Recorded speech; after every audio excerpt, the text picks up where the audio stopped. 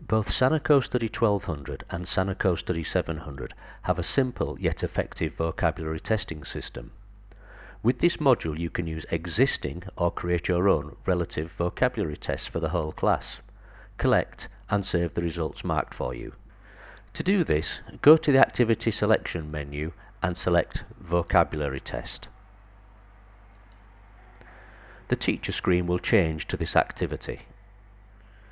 You then have the option of either opening an existing test or create a new one. For this demonstration I'm going to open an existing test.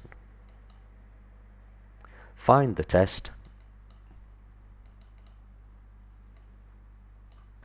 As you can see, I have various options available to me as a teacher. I can use all the words or randomly select. I can also set a timer which will cut out at the end of the time limit. I may also wish to swap the columns to test both target language and the English. For this demonstration I am also going to monitor the student screen so you can see the test being launched accordingly. To do this, simply go to Screen Control and select Thumbnails. We can now see the student screens.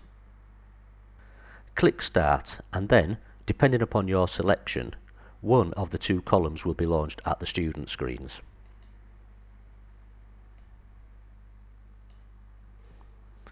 Here you can see the test being launched. The students individually complete the test, then click Done and Return to Teacher. I can see that one of the two students has now completed the test and returned it. As soon as the final student submits their answers or time runs out, the software will automatically mark all the results for you. We can see, for example, that John Smith got 9 out of 13 correct. The colour code indicates which is correct and which is incorrect. However, I may decide this is close enough, so I can mark that as correct. Scrolling down, I can see that Janet Brown failed to answer any questions. I now have the option of saving the results to show progression, printing them, or perhaps sharing them back with the class.